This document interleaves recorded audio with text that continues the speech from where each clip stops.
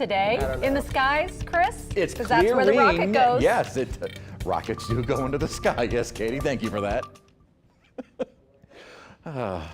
I asked them for a segue, they give me bupkis.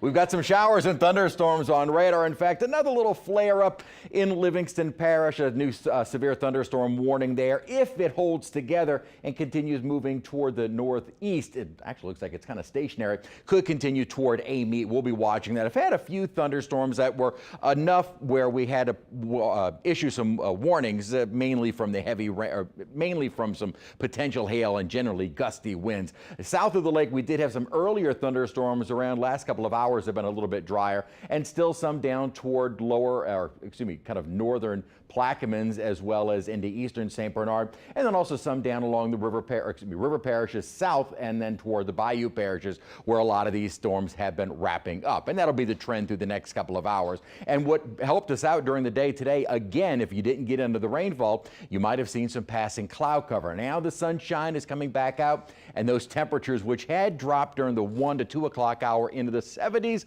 quickly rebounded back into the 90s. 90 degrees is our current reading, but our high today was set earlier in the day, 93 before the noon hour. Then with the rainfall at Kenner, temperatures dropped upper 70s, so we were a little bit above normal. High temperatures solely dependent upon when and where any shower and thunderstorm activity develops. Even again, if you didn't get into the rainfall today, which was once again about 40, maybe 50% rain coverage, you did see a little bit more cloud cover, which does help those afternoon temperatures. Where we're getting some rainfall, the temperatures have dropped. 75 right now in Bay St. Louis, otherwise 90s, and we still had that heat index. It'll be an issue again during the day tomorrow, and again tomorrow, another heat advisory, heat indices above 108. But we are going to start to see some changes. Now, in the summer, the only way we can cool down is rain, and that is going to come from an upper trough. You can already see it kind of digging south across the northern tier states. This upper troughing will send a front into the area Thursday into Friday, and kind of hanging around into the start of the weekend. As the front eventually dissipates, we're still going to have this upper troughing, which creates instability, and some of the models indicating kind of an upper low developing off the coast of Louisiana. Not a bad thing. It would be another upper disturbance, which would likely keep our rain chances on the higher side. So this is a look at the GFS model with that weak frontal boundary moving in. A cold front in July just means a better chance for some rainfall. And even as that front dissipates, we are looking at a wetter pattern heading into the end of this week.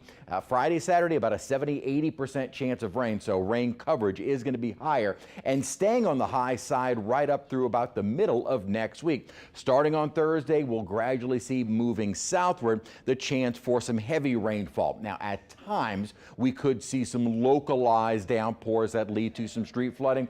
It doesn't look like it's going to be a widespread issue, but certainly with more rainfall and with the atmosphere now completely saturated, we will easily see some of those downpours that could lead to some street flooding. We thankfully have enough of a southerly flow helping to initiate some showers and thunderstorms. Again, this has been pretty typical of a summer pattern. Plenty of moisture, daytime heating helping to trigger the showers and storms. Once we lose that daytime heating, evening and night, most of the rainfall comes to an end. Few spotty showers are possible to get the morning started tomorrow. Rain chances maybe a little bit higher. Models have been trending a little bit wetter for our Wednesday. And then, as I'd mentioned, by Thursday, we'll have not only the daytime heating, but that weak frontal boundary moving in, which should help us out with rain chances. Again, kind of double-edged sword. It'll be wetter this weekend, but at least it won't be as hot. Out in the tropics, thankfully, nothing is expected to develop for the next 7 days. That Saharan dust continues, and that's not going anywhere through early next week. 92 our high, kind of an average. If we don't see the rainfall starting early enough, we could get 93, 94. If the storms get going before noon, might keep us into the 80s. But I think we will stay in the 80s, and the outlook for our temperatures across much of the southeast is for us to stay below average. However, below average this time of year is 92. Staying below that means upper 80s. So at least it will provide more relief from the heat with a wetter pattern heading into the weekend and early next week. All right, Chris, thank you.